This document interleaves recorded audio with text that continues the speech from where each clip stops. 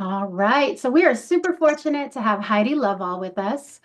Fun fact, Heidi was the primary project manager for the very first Lean conference 13 years ago, and we are so excited to close out our conference with her now. Heidi is a strategy and performance consultant with the Department of Enterprise Services. With over 15 years in government, Heidi is deeply passionate about public service and committed to the vision of making government better for Washingtonians. Her specialty is translating big ideas, principles, or technical tools into practical steps that people can take to make impactful improvements for themselves and their customers.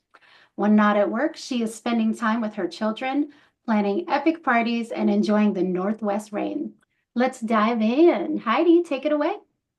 Thank you so much. So glad to be here. As you said, I have a long and deep connection to this conference, and I am just delighted to be here sharing it with you all today. Before we dive in, I will say happy Halloween for those of you who are have activities on those days. You can see my candy corn background here and notice that I have a couple bags under my eyes because I was up late sewing costumes and all around town looking for a Hagrid beard. So I know that some of you are going to go from here out to trick-or-treating or activities with the little people in your life, and I appreciate your being here. So I'm going to talk just quickly about the agenda today. So I'm going to talk briefly about Kanban principles, and then right up top, I'm going to talk about the formats. I know immediately a question that comes up is virtual Kanban and how to manage it. So I'm going to talk about that in the beginning, and then I'm going to dive into tips. So tips like, my tips are in two categories. So making it work, how do you actually make Kanban work for you? And then making it last, so a system that can endure. I have question time, hopefully, at the end of this session, but I've also asked our lovely moderator to interrupt me if there's a question that she's seeing in the Q&A that feels like it ought to be answered now. We shouldn't get any further without clarity on this thing. Our Results Washington friends can see the Q&A and chat. I can't at this moment, so I'm trusting their expertise to manage that for us. The other thing I want to give you a heads up on, or give you a preview into, other than what we're going to talk about, is a little bit about me and my approach. And so what, if you've ever seen me present, you've probably seen this because this is sort of my ethos. This is how I like to share information. It's going to be a little bit technical. So this Kanban is a technical tool that knowing will give you access to all sorts of knowledge and ways to improve your work. So I want to talk about the technical aspect of that tool, but I also really care about talking about humans and how humans work and how your brain works and how do you make this technical information work for you as a person. That's what drew me to Lean in the first place, this combination of really amazing techniques and principles and processes and paired with the idea of deep respect for people. So what you'll hear today from me will be a little bit technical, a lot bit human, and all practical. My hope is that by the time you leave here, you will be able to do something related to personal Kanban. If you have a personal Kanban, I hope you'll be able to improve it. If you don't have one, I hope you'll start one or try one. So by the end of our session today, you should have some practical tips in order to do something with the knowledge that you gain here. I'm going to ask our Results Washington folks to start a poll for us. And I'm going to ask about not your level of knowledge about Kanban, but your level of experience. So the poll should come up any second, and it will ask you, when it comes to personal Kanban, have you ever tried it? So maybe you haven't built one yet. I built one and I'm still using it. First try, that'd be amazing. I built one, but I'm no longer using it. Or some of us have built many. So I tried once, I tried 3 or 4 times, I built many and I'm still using one. Or I built many, I'm not using one right now. So where is your level of experience with building Kanbans? Is that poll going? I can't. It is. Just let us know Okay, when great. you're ready to close. Okay, fantastic. You can probably see when things start slowing down, so I'll let me know.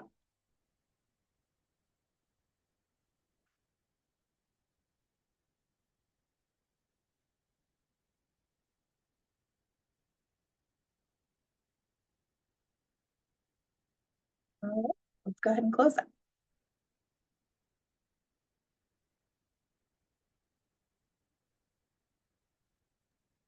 You able to see that, Heidi? No. Okay, so it looks like we've got 53% that says I have not built one yet, Ah, about 5% that says I built one and I'm still using it, 19% I built one and I'm no longer using it, 9% I built many and I'm still using my current one, and then 14% at I built many but am no longer using one right now. fantastic. Okay, I think I have something for everyone. Lots of beginners in here today, and I think that is really exciting. And what I am going to talk about is this concept of personal Kanban.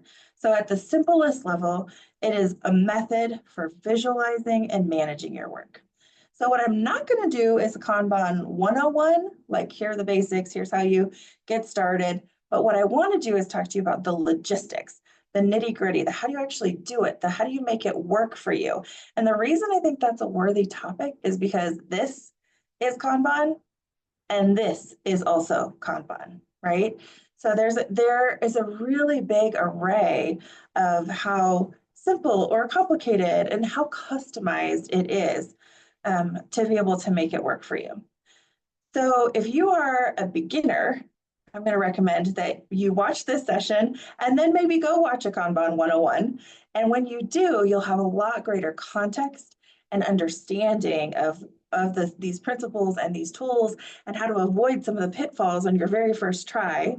You'll be ahead of the game.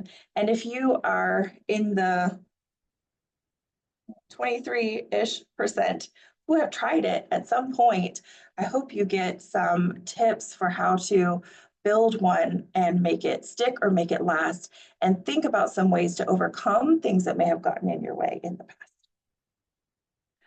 So speaking of Kanban 101, I can't go past this moment without a shout out to Jim Benson, the author of the book Personal Kanban, essentially one of the inventors of the method of personal Kanban that most of us know and are familiar with, Washingtonian, fun fact. If you do need a 101, go to Jim. He has a website called Personal Kanban. I have a link to it. At the end, there's a primer to Kanban on it. It's great. Go check it out. Also, I would consider this session today like a 102. If you listen to this and then need a 103, also go to Jim. He has tons and tons of content, free videos out there about just how to finesse various situations with your Kanban and give you tips for improving it. So I haven't read the book. I should read the book, but the book is there. The website is fantastic. I can vouch for it. So let's get into the content here. So I made a claim. You may have noticed in the session description, I wrote that Kanban is one of the most powerful tools in the Lean toolkit. It's simple, it's instinctive, and it's tremendously effective. And I want to support that claim. So I want to talk a little bit about why Kanban. And in addition to the fact that I think it's really powerful, I also really personally love it. It's a tool that has helped me tremendously, and it's one of my favorite things to coach and consult. When somebody in our organization says they need help with a Kanban, I've literally been known to do this. I love helping people with Kanban, and I've coached many, many people through developing a board or evolving a board along the way. So I want to talk about why it's good for you and also just a little bit about why I love it. The world we live in is incredibly complex, and we have evidence that it's getting more and more complex all the time. And all of us are carrying a cognitive load that is just larger and larger and larger and more complicated. And Kanban, this idea of capturing all your work, putting it in one place, making it visible, can reduce that cognitive load. And in this day and age, I think anything that can reduce our cognitive load that we're carrying that's so burdensome and so heavy is a powerful thing that we should be harnessing in any way we can. So the power of Kanban is that it can reduce cognitive load. It also helps relieve something called the Zeigarnik effect, which is this very interesting psychological phenomenon that says that people tend to remember unfinished tasks better than completed ones. Unfinished tasks create this state of mental tension and cognitive dissonance, and it's on purpose. Our brain wants us to think about uncompleted tasks often because we're more likely to remember them until they get done. But what that means is when you have no system, no place to put those things, you have all of those unfinished tasks out there swirling around in your brain. And having a Kanban can really help reduce that. If both of those things already sound glorious to you because you know how many things you're trying to keep track of, then I would say me too. So pay attention. Having Kanban also lets us focus. It helps us do one thing at a time instead of 20 things at a time. And the power of focus means that we can actually use all of our brain, all of our thinking to really accomplish one task really well and give our true attention to the thing that we're trying to do. And it can help us visualize progress. So there is something about seeing tasks, not just seeing tasks get done, but seeing them flow from left to right that brains love. It's start, middle, and end. We're designed in many ways to look for a beginning, a middle, and an end. So this idea of ready and doing and done helps us visualize progress, which can give us that hit of satisfaction that we need to keep going.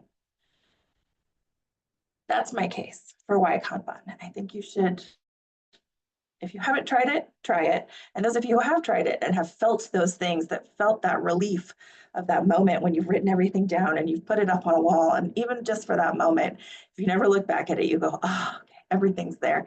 Everything is captured in one place. Can recognize the value of that.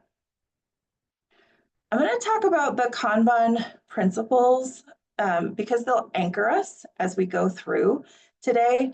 The first one is see all of your work at one time. If you cannot see all of your work at one time, what you have is a Kanban, you're working with something else. Kanban needs for you to be able to see visually all of your work at one time. And it needs to help you limit work in process. So there are ways to do it. We'll see examples, smaller columns, shadow boxes, just numbers. But the idea is that we cannot do many things at once. We can do few things at once in order to do them well. Some people would say these are the two main and accepted Kanban principles. I add a third one, which is make it easy to see what to do next. So I once heard a statistic about how long we waste in the day when we finish a task and then take our time, decide what to do next.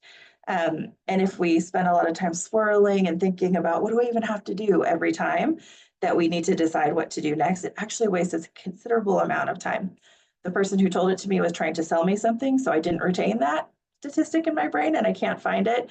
But I think you can innately recognize that as true, right? If every time we finish a task and come up for air, we have to think long and hard and search through our mental system about what to do next, then we are wasting time and not being as productive as we want to be. So I make it easy to see what to do next, not just as a tip, but as a principle.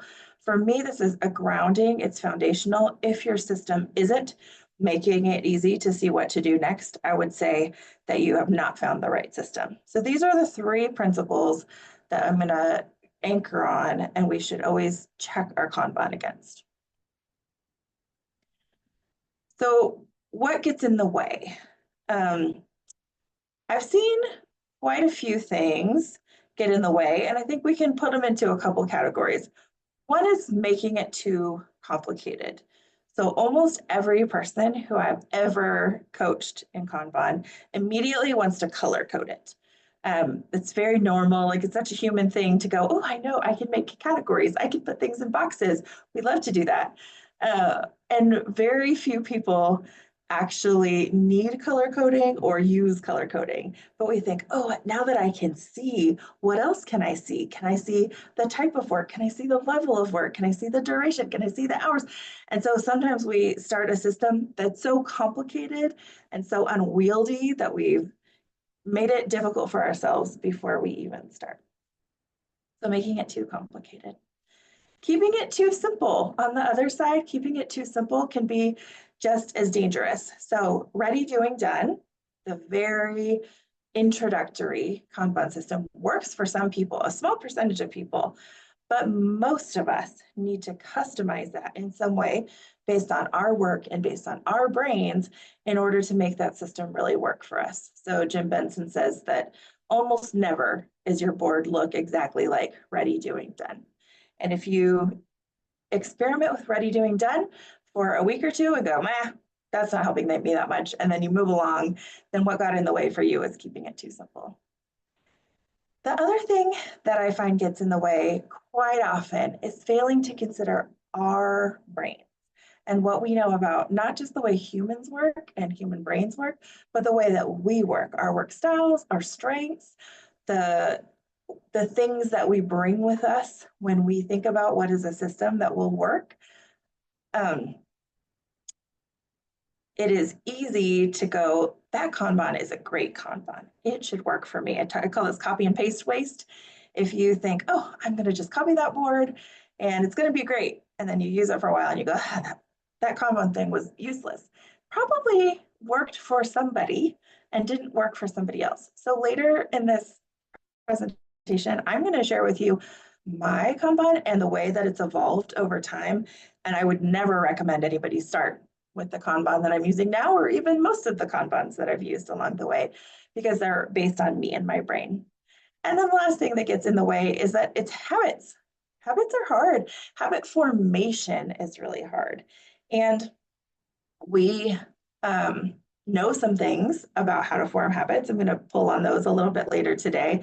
But we also know that starting a new habit, flossing, drinking enough water, they take effort. They take time and attention and effort. And if we are willing to put in that effort and time and build those habits, then we'll reap all those benefits. But that's sometimes easier said than done.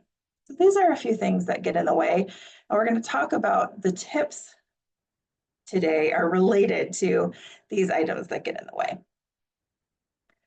Okay, as I promised, anytime I talk about Kanban, somebody asks the very first question, if we ever do a Q&A, is what about a virtual Kanban? So I'm going to talk about the format now. And then as we go through, the examples I'm going to show you are going to be in a variety of formats. So there are three major formats. There's physical, virtual, and hybrid. I'm going to talk about each of them. So this is my bold declaration. I'm full of declarations today. There is still nothing better than Post-it notes and a Sharpie. There is nothing better than Post-it notes and a Sharpie. Think about the three principles, being able to see all of your work at once. When you are doing it physically, your eyes don't have a screen size limit. So you can see and take in a much bigger array of information physically than you can virtually. So this is an example of one on a wall. This is the most classic of all Kanbans, right? Probably where many of us started. I've got a whiteboard. I'm putting it in 3 columns, ready, doing, done, to do, doing, done, plop it on a wall. If you don't have a whiteboard, you can use your desk. This is another thing that I have done. I like mine to be beautiful, so I usually make my little labels with washi tape and colored Sharpies. But in either case, I've used my desk. I've used a filing cabinet. I've seen people use closet doors. I've seen people use screens. If you have a wall, use a wall. The last time we did space optimization in a different office, they were asking what our different needs are, and lots of people were concerned about privacy and noise. And our lean team said, we just need walls. We need lots of walls. We need whiteboards. We need walls. We need places that we can stick our tasks to for both our personal Kanbans and our team ones. You can even have movable physical whiteboards. As they talked about, I was involved in one of the very first lean conferences, and we would produce banners that had all the sponsor logos on them. I would, after the conference, because they weren't recyclable, I would flip those over and I would hang them on a wall and I would use them to put Kanbans on, and then I could roll them up and take them with me. So if you have a wall, use a wall. Even if you are a technology person, You can see more. The physicality of moving notes is a really great reinforcer. So it's something even more than just moving a card, checking something off a list in a technology system. If you can physically move that Post-it note, it will reinforce for your brain the happiness hit that you get from moving something done. The other benefit of a wall is that it's very easy not to hide. So when you have a virtual Kanban, it's easy to forget to open it or whatever the case may be. If you're using a physical Kanban, put it where you cannot avoid seeing it. Put it on a window that's in front of you. Put it in the wall next to you so that you know that you're going to look over there 3 times a day. So a physical is still best if you can make it work. And I know that you can't always. So let's talk about other options. So virtual options can be amazing for teams who are distributed or people who don't have a wall or don't have a place where they're working all the time. Many of us are bouncing from office to office to office, or sometimes in the home, sometimes at our office. And so there are lots of reasons to use a virtual one. And what I'll tell you is to just think about these couple things. If you're going to use a virtual Kanban, check for the 3 principles, right? So think about, can I see all my work at once? Is this limiting work in process? And pardon me, pardon me. And is it making it easy to decide the next thing to do? Seeing it all at once is the hardest. So like I love Trello. I'm a big Trello user for many reasons, but if you've got 5 or 6 cards in a Trello column and suddenly you have to scroll to see the rest of your work, you might see those 5 or 6 things over and over and over, and easy to neglect those other things. So think about whatever it is that you use, check it for those 3 principles.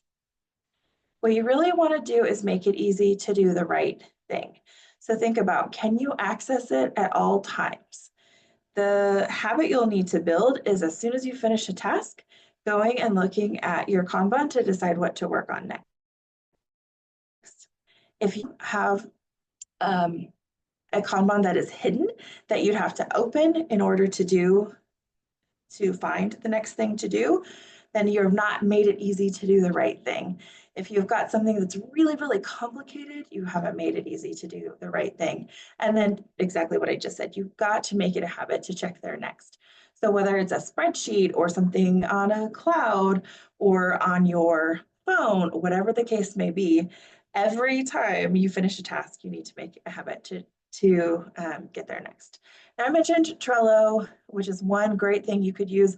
Lots of people really successfully use Trello.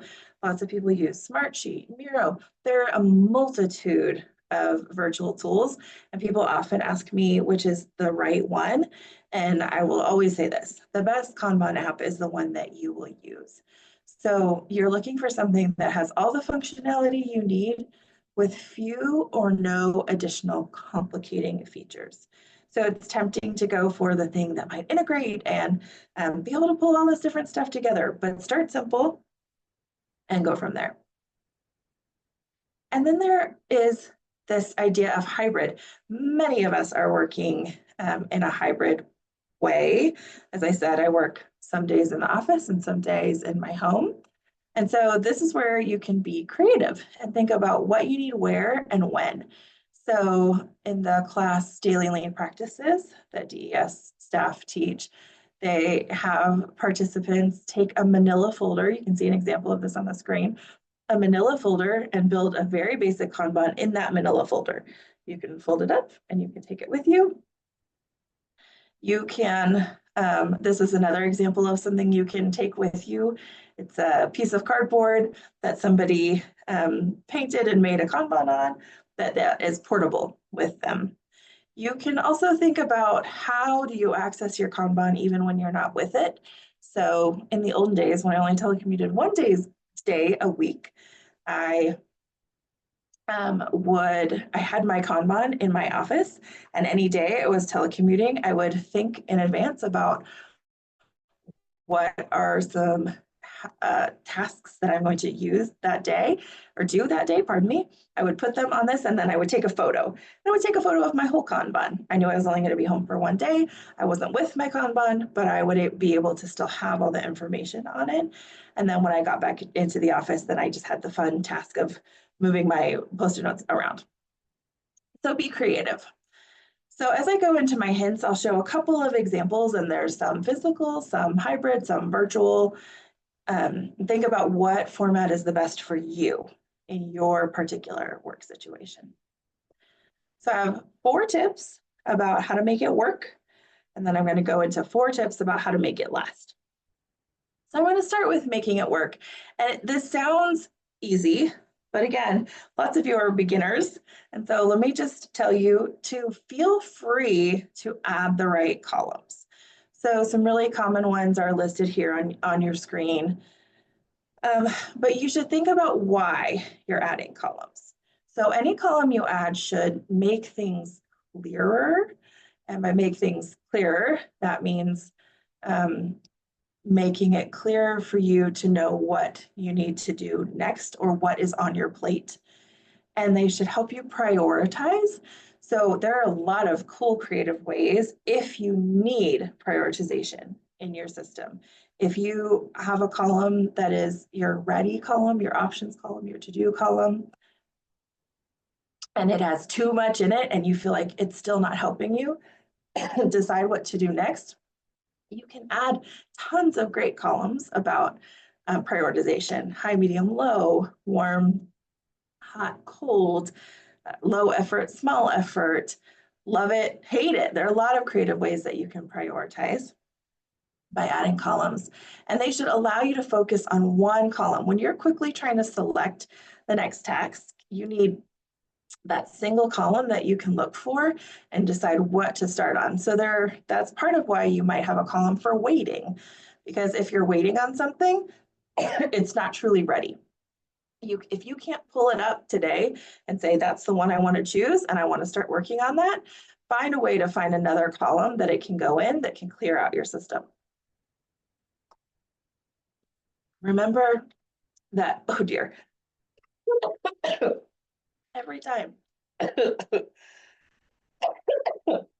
Remember that to do is sometimes called ready or options, and that should give you a good sense of what you need to have in that column.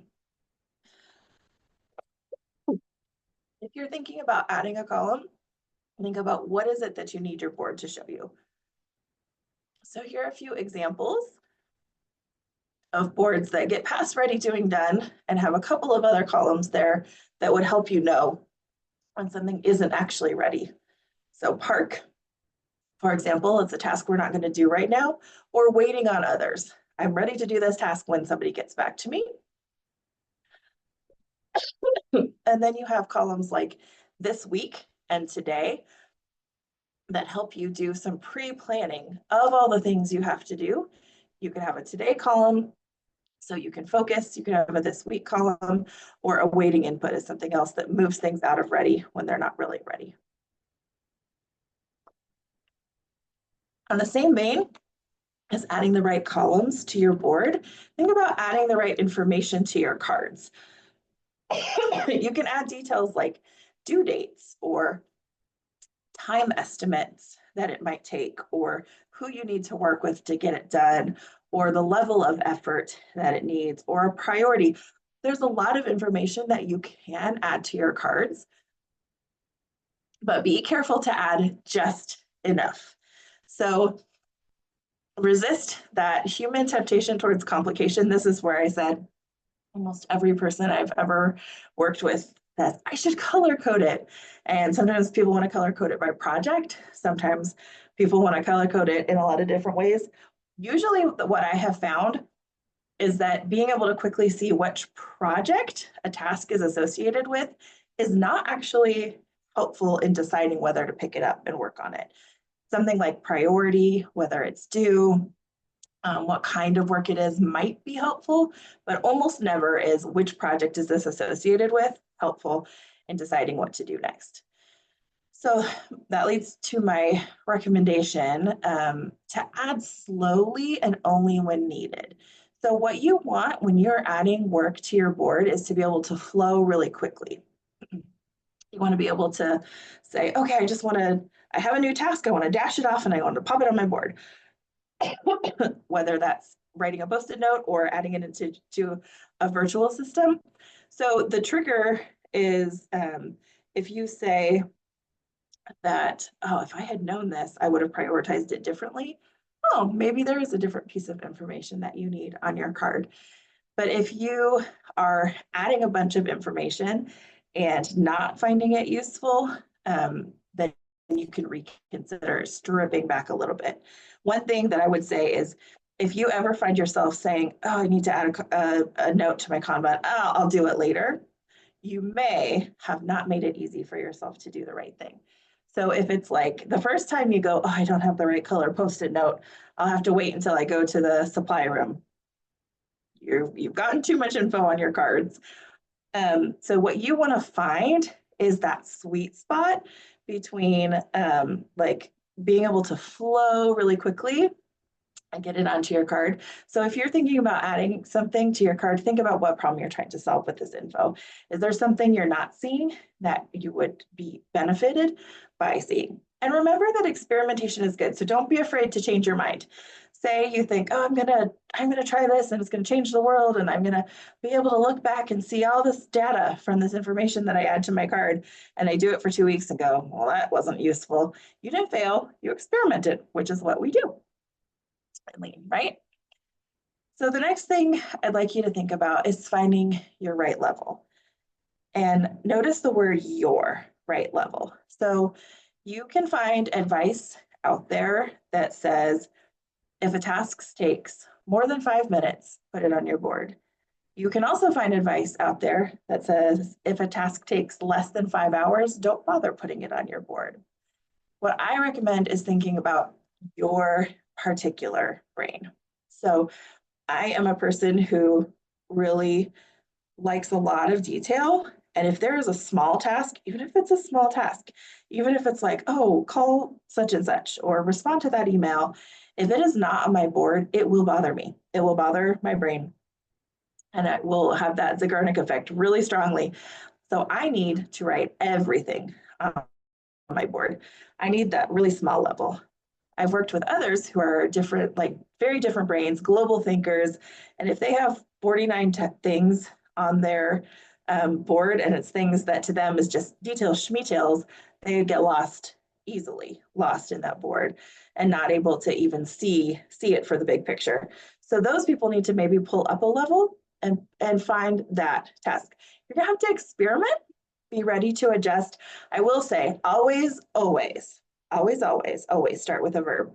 So if I say project management report as a task on my board, even if I'm a person who needs to go up a level and pull to a bigger picture, and I don't know whether I'm writing it, reading it, reviewing it, researching it, then my board is not telling me the right thing. Always start with a verb. These boards are for tasks. So you need to think about, find, and experiment with your personal sweet spot of clarity versus effort. Effort meaning, is it worth it to me to add this to the board for the reduction of mental load it will take for me and the clarity it will give me to have it on my board so I know it gets done and to focus on it. Think about you, and you might surprise yourself. You might think, oh, I'm really a detail person, and you start feeling slogged down by writing all the small things. Experiment with going up a level and see what happens. My last tip in making it work is keep it real. And I mean real. So include everything. That means think about your calendar. And if you have meetings on your calendar that you have to prepare for, or you have to debrief, or you have to do a task for, put those tasks on your board. If you have something in your email that you haven't dealt with right away, put it on your board. Put everything on your board. If you are working a project plan and you have 5 or 6 tasks that are start nows, or you could do anytime over the next 2 weeks, put them on your board. You want to watch out for that human tendency to sneak into that multitasking mindset where you have what's on your board and then you have another kind of queue of chores in your head. So think about making it real. Again, you want it to be your single source of truth for this is everything that I have to do. So don't hide work from your board. Be really diligent about your doing column. So not only should you be diligent about your work in process limits, but also be really diligent about its accuracy. So if you start doing something, but then you stop doing it because you get interrupted, because something else gets pulled, whatever, put it back in your to-do column. Don't just leave it in doing. If you're not actually doing it, move it back. And if you are doing something, write it down. One team I had a tour from had a UBS was the column on their board. And I asked them about it and they were like, it's unexpected bologna sandwiches. And they wrote down the things that they were doing to keep their board accurate, to keep their record accurate so that they didn't go, gosh, we only moved 2 things on our board this week. What was it? Guess it was interruptions. They had the data. They had real practical stuff about what they were doing. And when someone looked at their doing column, they knew what they were actually working on, not what they wanted to be working on, but what they were actually working on. And then I have a few tips about built to last.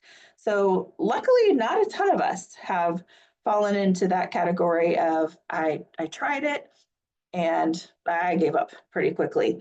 But this is a thing that can happen. So those of you who are new and who are going to go try and build one, don't think that you've done something wrong if after a little bit you're like, well, Kanban, Shmonban. There is some effort required to build a Kanban that will not only help you in the moment, but last and endure, and you'll be able to work it into your system. So here are my tips. First is aim it at something. So your Kanban will live longer when it's in the context of some bigger picture. So you could think about what do you need to do in terms of your role, in terms of the expectations of you. You can think about your personal Kanban as it relates to your team Kanban. You can think about your agency's strategy and gear your Kanban towards making sure you're doing those things. This is an example from one of my very favorite people to work on Kanban with. And before she started just diving into tasks and what are all the things on the list, I asked her what problem we were trying to solve with this Kanban. And one of the things she said is, there are all these things coming from all these directions and I can't tell, are they right? Are they wrong? Do they fit my role? Do they not fit my role? Are they all equal? So we spent some time saying, okay, what are your buckets of responsibility? And for each of those, what's the goal? And then under those buckets of responsibility, what are the projects? And what are those goals? What's your role there? What's the goal there? What are the milestones we're shooting for? So now when tasks go on her board, we know they're the right tasks there because they're connected to the purpose of her strategic work and not just because somebody asked her to do it or because they're a thing that crossed her mind. So this gives us something to connect to and to check. My next tip is about building good practices. So how you use your board is as important as how you set up your board. So you could set up the best board in the world with exactly the right columns and exactly the right information on your card. And if you're not looking there between every task, if you're not even looking there every day, because either you've buried it, you can't see it, or something else is getting in your way, then you will not gain those benefits that we talked about in the very beginning. So thinking about the practices that surround your board, thinking about a planning practice and a reflection practice. So throwing tasks on your board is the first good habit. Just get those tasks on the board. If they're on the board, then you'll use them. The next thing I would recommend is a good planning practice. I'm going to show you an example of one I've used in the past. I'm not going to read it out to you, but I'll go slowly through so that you can read it. So this is something I might do on a Friday night. Again, this is thinking about my brain, pardon me, thinking about my brain. I'm not a Monday morning person. Some people do their planning for the week Monday morning. More props to you. I'm not clever enough on a Monday morning to do my planning. So I'm going to do it on Friday afternoon. And it involves checking my cards, making sure they're all accurate, and also looking at my calendar and thinking about my priorities for the week. And then not only have I done some thinking to get the right stuff on the board, I've done some thinking to get time on my calendar for the things on my board. So here's an example of a planning practice. Some people plan daily, some people plan weekly. Both are great options. Think about what works for you. Try some things out. And then a reflection practice. So again, this is one that I've used, and I think it's a great start. If you don't have a reflection practice, start here. Think about, what did I plan to accomplish this week? So reference back to your planning practice. And then what did I actually accomplish? Planned versus actual is the root of a lot of the check and adjust phase that we do, right? So what did I plan and how did it compare? And then, did something get in my way? Or did something turbocharge me?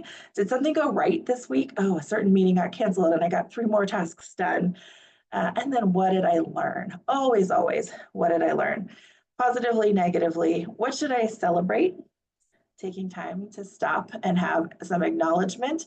If you got 9 tasks done and you're beating yourself up because there was one task that you didn't get done, still take a moment to celebrate. And then what's next? I recommend writing down any learnings, even if it's just, I scribble it on a piece of paper and I throw that paper away. The practice of not only reflecting, but writing down any learnings will help embed them more deeply for you. And thinking about this reflection practice is a couple things. You're thinking about your work habits. What did you do at work? And you can also be thinking about, how did my system serve me? So this is a way where you can reflect on the health of your system as you go. And then my third tip, and you might have heard this from me before. If you've ever heard me present before, you have probably heard this because it is a personal mantra of mine. Adapt, don't abandon. If it's not working for you, think about, how do I make it work for me? What can I do to help overcome the things that are making the system not quite work for me? One thing that people have talked about is times of stress. So I'm doing my Kanban, things are going great, I'm using my planning practice, and then I get really busy. For the most part, if you get really busy, if things get really crazy, and you have the right system, you should cling to that system all the more, because that is the system that can help you hold things together in times of stress. If you abandon your system in times of stress, not just like, oh gosh, things were crazy and I forgot for a couple of weeks, but thank goodness I'm going to go get back to my Kanban. But if you just go, forget that nonsense, and then like don't go back to it, you probably have not found the right system yet. So keep that in mind. If you are tempted to abandon your system in the times of stress, you haven't found the right system yet. Think about, what is the right system? What would be the thing where you go, even in my busiest times, I have got to use this system to help me keep everything together. There's an audit checklist that I put together for you. It is a handout on the conference page, and you can access it through the link. The Results Washington folks are always so great about putting the link, and so you'll have the slides, the recording, the handout, all the things that you need. And I'll give you a little sneak peek at it later here. But this is your guiding question. How can I adjust the system to work better? For involves doing research, seeing what goes on with other people and their Kanban board, but most of the time it is about your own personal root cause. Why didn't this work for me? What could I do? What countermeasure could I use to adjust based on that?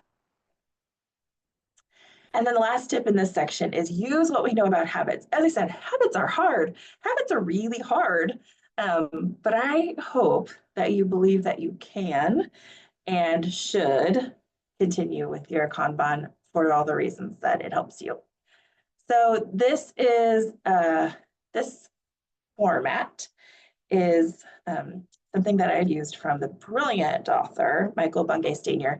His book, The Coaching Habit, is the best book, hands down, about coaching. It talks about great coaching questions, but it also talks about the science of habits.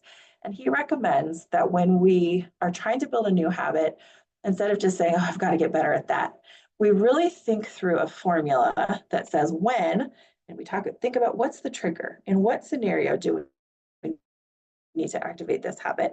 And then we identify the old behavior and instead think about what we want to do instead, and then connect it to a motivation. It says if we connect to a motivation, we'll be much more likely to use a new habit. So I should drink more water is one way to think about a new habit.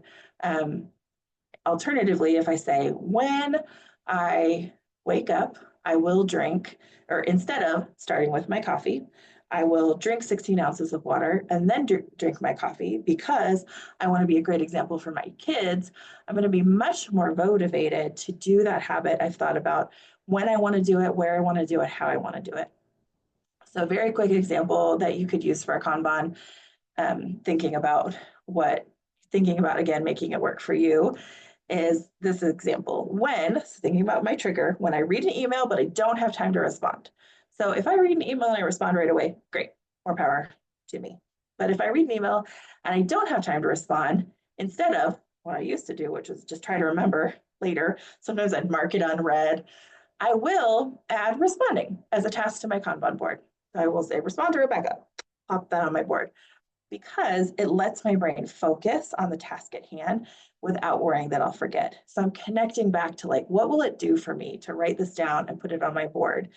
I always think about, again, I talked about it earlier, but that moment when you first start a Kanban and you go through and you sit down and you look through all your notebooks and all your to-do lists and all your email and you've got your Post-it notes and you put them up and you go, oh my gosh, there, I can see it and how good that feels. I remember that feeling when I need some motivation about this habit. This slide is for those of you who like to screenshot. It is an overview of all the tips that we've talked about, so you can have an image of those in one place. So if you want to screenshot, do it now. And then the last thing I'm going to talk about today is I'm going to be pretty vulnerable and share my personal Kanban evolution, because I want you to see how it grows and how it has evolved over time, and also how I do and don't apply some of the principles that I just told you, and how you can hopefully get a little inspiration about yourself. So I'm going to start with pre-Kanban. So I, like many people, love a to-do list. I still kind of love a to-do list. I love a to-do list. So I'd write out this beautiful to-do list and I'd feel so good. That same feeling of now I'm in control. I can master the world. I have my list. And then I'd start crossing things off because I was, being really productive. And then usually after a couple of days, I'd go, oh, this is so messy. I can't see anything anymore. So then I would rewrite the same to-do list. So I'd just take all the incomplete tasks and rewrite them in a new to-do list right underneath because it was messy. So this was my old system. And while satisfying, you can see that it was some extra effort to just rewrite the same list all the time. And then I learned about Kanban and I thought, I can try this. This is my one of my very first, this is a recreation because I don't have pictures anymore, but I have waiting, to do, doing, done, and I experimented with a couple things.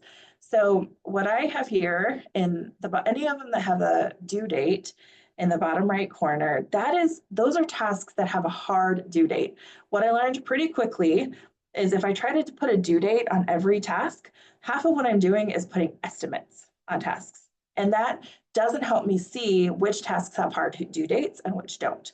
So I stripped back to just putting due dates on the ones that have something hard or external obligation to do so. I also put in the bottom left corner that I needed to collaborate with someone on. I put a star in the corner. I don't do that. I still put due dates on. I don't do that anymore. I went digital for a while. I used a system called Lean Kit Kanban that got bought out. It doesn't exist anymore, so I couldn't give you a picture. But I was able to evolve and try a bunch of different columns and try a daily routine column, tried a couple different things. And through the years, I evolved to what I would consider my perfect Kanban. And I'm going to explain it to you lovingly and in detail. And I'm going to tell you now, I don't get to use it anymore. And I'll tell you why in a minute. So for me, my perfect Kanban was to say, okay, it was multi-leveled. So areas of responsibility. What is in, this was my idea of aiming it at something. What is in my connection or in my on my plate that I need to be paying attention to? Okay. I have a couple clients, I've got some big responsibilities. These are the big things in my position description. And what I wanted to think about for each of them was, how do I see progress, right? That's one of the benefits of Kanban, is being able to see progress. So I wanted to know, in that category, what's the next major product or milestone? So I could be thinking about not just like, yep, I'm responsible for these areas, but here's what the next big thing is. And then I would have a date that it was anticipated. And then I would know if it was November 10th, I would know, great, I'm still a couple weeks away from this. Whoo, I'm past this. What's that about? And then I would have for each of these things what I'm working on. So some of these are clients, and so they have things, and I have things, and I would have what I'm working on. And I numbered them for a reason I'll show you in a second. And then every week in my planning cycle, I would think about, what are the 3 biggest things I can do this week to help progress towards the next major milestone or product. These numbers correspond with the numbers here, and that was a visual way for me to see, am I doing things that actually connect to my milestones or not? So if it had a 0, that meant it wasn't something that connected to my milestone. In this case, great, I attended a summit. Fantastic summit. That was learning. That was great. But if I had a bunch of things that were 0s, that would help me know pretty quickly, I'm out of sync. I'm out of alliance with progressing on my path. So this was a really good part of my Kanban to help me see at the biggest level, what am I trying to do? How am I moving it through progress? It helped me focus. This 3 was my work in process limit. It was very tricky for me, but it proved time and time again, I almost never got 3 done. I always had a 4th in the back of my mind. If I get these 3 done, I'll pull a 4th. Hardly ever happened. And then I know, like I said, I know myself, I need those nitty gritty. So I also had on my desk next to me the smallest details, the nitty gritty, what do I need to actually do? And for me, my doing has always been a post-it note on my monitor. So most people limit their work in process to 3, totally appropriate. I am a very, very single focused person, and my work in process my doing is always 1. And because it's always 1, which is not what I would recommend for everybody, but it is for me, thinking again about my brain, I can just stick it on the computer monitor that's always in my sight. This was my great system. I used it literally for years in multiple jobs. It works for me. I never abandoned it in times of stress. It was amazing. And then we went home, and I now work in a closet. And I thought, that's not a problem. I can totally do this exact same thing at home. So this is my transition attempt. You can see, oh, I built the same board, same header. One thing that's important about me is I like my board to be beautiful. So I bought these little thumbtacks. I have a little macrame, a little rock. I have all these little things. Well, in practical terms, it's behind a desk and it's too hard to reach. So I never used it. I couldn't use it. Even though it was my perfect system, I had to pin them on instead of stick them on. I couldn't reach them. It got out of date so quickly. Then I thought, okay, well, my coworkers had taught, like I said, the manila folder system. I thought, okay, I have a new great idea. I work here, there, and everywhere. So I'm going to buy a manila folder, but one of the kinds that has dividers. So like my first page can be my what am I aiming at? My second page can be my what am I going to do this week? My third page can be all my details. I spent like $30, got it all. I was going to make it beautiful, tape, decorating, glitter. It was going to be amazing. And it didn't fit my purse. Hey, Heidi, so sorry to interrupt. I hate interrupting. You have such good stories, and we have a bunch of questions, but we're not going to be able to get to them today. We're a minute away from 4 o'clock. Got it. Thank you. I don't have a clock in front of me.